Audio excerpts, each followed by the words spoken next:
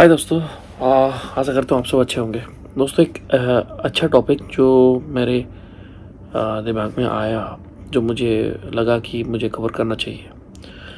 एक चीज़ हमने नोटिस किया, एक पैटर्न है कि जो मिलेनियल्स है वो थोड़ा बीजेपी गवर्नमेंट के तरफ झुका हुआ है, एंड जो जीएनजी है though they like somewhat majority, but फिर भी एक एक कैटेगरी है मैं बोल सकता हूँ, और एक मास है जो जेनजी में they can not they feel unhappy with the government. And इसका बहुत बड़ा रीज़न है। मैंने भी कोशिश किया सोचने के लिए, because they are not wrong always. And what is the difference between जो मिलेनियल का सोच एंड जेनजी का सोच में क्या है।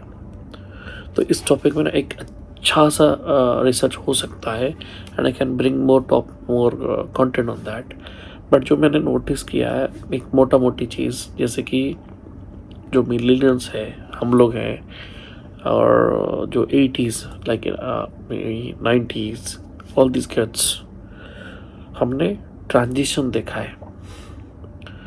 तो हमने बेसिकली जो गांव से होंगे टायर 2-3 सिटीज़ में, तब तक तो स्मार्ट सिटी ऐसा कुछ नहीं था, तो हमने बेसिक नीड्स के लिए भी तरसे हुए हैं।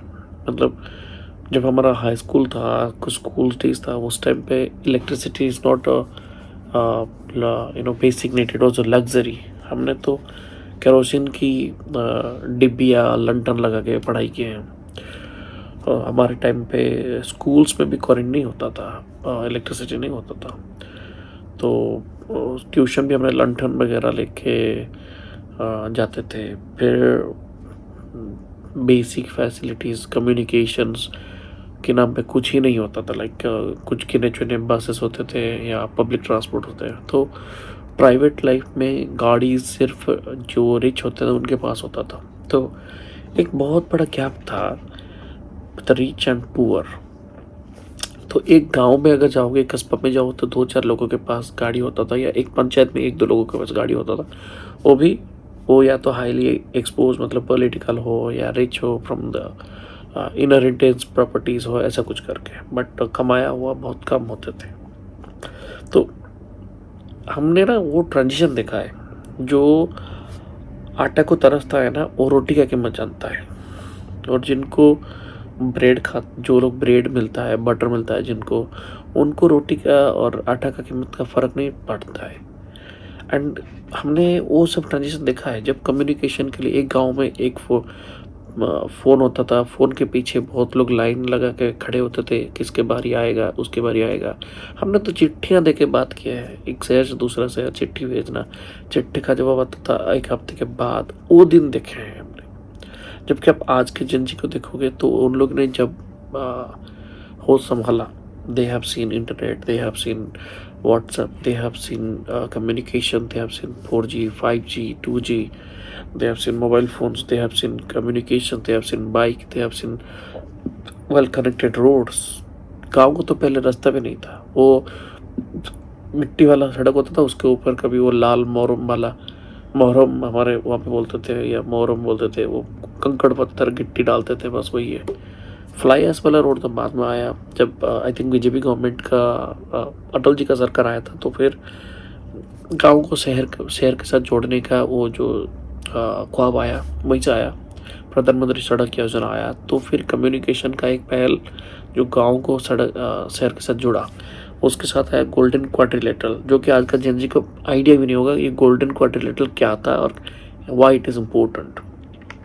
बट ये भी नहीं है कि कांग्रेस गवर्नमेंट ने कुछ किया नहीं था, पहले उन्होंने भी कुछ किया था, चाहे पोस्ट फ्रीडम एंड ऑल। तो हमारे जो पूर्वज होंगे उनके लिए वो डिफरेंस होगा, और हमें कांग्रेस गवर्नमेंट से एक्सपेक्टेशन थोड़ा ज़्यादा होता होगा, तो हमने फिर उसको चेंज किया। अब भी शायद वही चीज़ फिर से जा रहे हैं कि जो जेनजी लोग हैं, तो जनरेशन XY जो भी है बड़े उनको भी एग्जैक्ट सेम फील होता है। उनको लगता होगा कि हमें और कुछ चाहिए, लेकिन हमारा सोच में, उनके सोच में क्या है कि इंडिया, जो पेस इंडिया को 80s में, 90s में और 2000 से 2010 जो गोल्डन पीरियड मिल रहा था, इंडिया लॉस्ट दैट।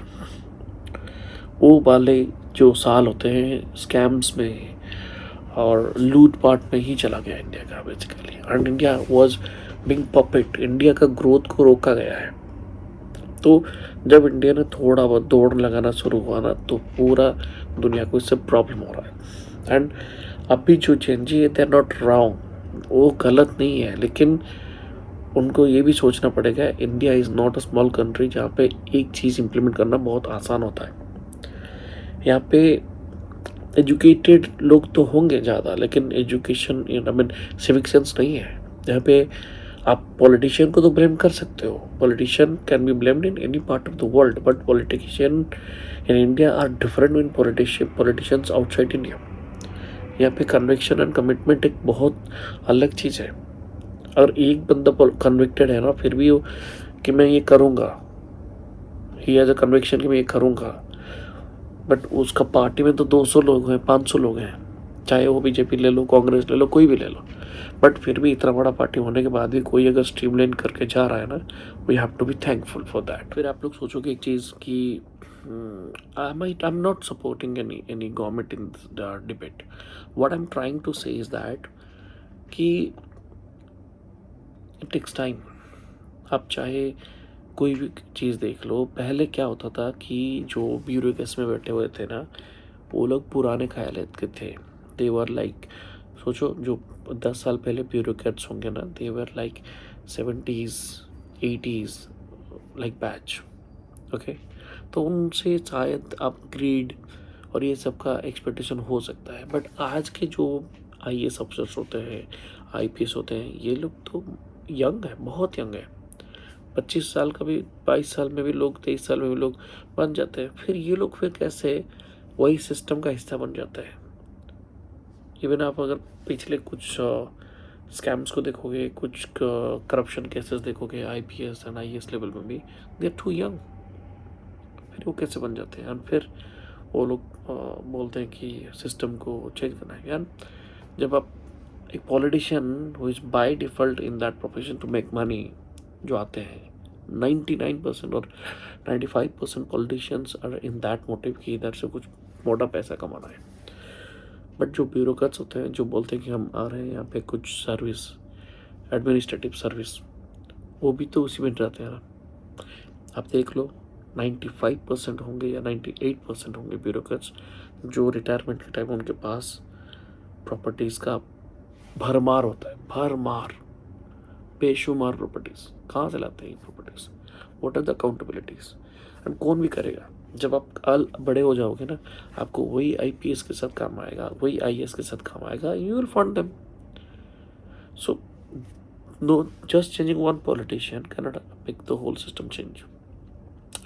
एंड अगर आपको सिस्टम चेंज करना है ना, why don't you change the India civic sense, why don't you work to convince your friends, your colleagues that let's create a better society। सीधा government के ऊपर सब छोड़ने से कभी कुछ नहीं होगा। आज एक गवर्नमेंट जाएगा, कल दूसरा गवर्नमेंट आएगा, दूसरा जाएगा, तीसरा आएगा, बट नेक्सस वही रहेगा। नेक्सस कभी हटता नहीं है। नेक्सस हटाने के लिए सिविक सेंस चाहिए, नेक्सस हटाने के लिए कन्विक्शन चाहिए। और वो नेक्सस कैसे हटेगा, अगर आज का जनजी कुछ भी करने से पहले उसको सब चीज़ थाली में परोस के मिलना चाहिए। जैसे मैंने ये बोला मुझे मिल जाए, मैंने वो जाए वो मिल जाए, उसको तो यही लगेगा everything is very short term, बस चीज़ें बस डिमांड कर लो मिल जाएगा। हमने देखा है वो दिन जहाँ पे एक 100 किलोमीटर ट्रैवल करने के लिए, 100 किलोमीटर जाके आने के लिए एक दिन जाता था। हाईवे पे जाने के लिए कोई भी प्राइवेट व्हीकल डरता था। अगर आप हाईवे पे चले गए ना, आपके घर वाले पूजा करते थे, अच्छे सेहत से वापस आ जाओ, उतना डर था highway, because highway is two way थे, वो एक ही रोड पे जाना, एक ही रोड पे आना। तो इतने सारे ट्रक्स और बसेस के बीच आना आना बहुत दिक्कत था। हमें मालूम है जब हम उड़ीसा से कैलकाटा जाते थे, तो आप सोचो उड़ीसा से निकलते हुए हमें शाम को 4 बजे निकलते थे और दूसरा दिन सुबह 8 बजे 9 बजे 10 बजे पहुंचते थे। और जाम होता था कभी कभी तो रोड में 8 घंटा 9 घंटा बैठना पड़ता था। कभी कभी दूसरा दिन भी चला जाता था। बट आज 2 चीज़ हुए, एक तो कोई भी न्यू कमर ड्राइवर भी गाड़ी हाईवे पे आराम से चला सकता है, क्योंकि हाईवे चौड़े हो गए। और फिर क्या हो गया, हाईवे पे बहुत इजीली आप जा सकते हो, कम्यूट कर सकते हो। मैंने खुद सोचा नहीं था कभी, जब मेरे पापा कभी हाईवे पे 50 किलोमीटर स्कूटर लेके गए थे, तो हमारे घर में हम लोग टेंशन में बैठे थे। आज हमने 4-5 स्टेट गाड़ी लेके जा रहे हैं, घूम रहे हैं, आ रहे हैं, और कोई प्रॉब्लम नहीं हो रहा है, बिकॉज कुछ तो गवर्नमेंट ने बदला है। It's a very big country, it's a very vast country. आप सारा चीज़ गवर्नमेंट पे ऊपर नहीं छोड़ सकते हो। हमें गवर्नमेंट से कुछ फ़ायदा नहीं मिलता है, फिर भी हम बोलते हैं कि वी आर थैंकफुल कि चेंजेस हो रहे हैं। बट हमने कभी कोई स्ट्राइक पे गया, प्रोटेस्ट पे गया, ना कभी अपना। बट हाँ, हमने एक चीज़, हमने हर साल अपना वोट दिया, और वोट देने के लिए हमने पैसा खर्च किया, पैसा नहीं लिया।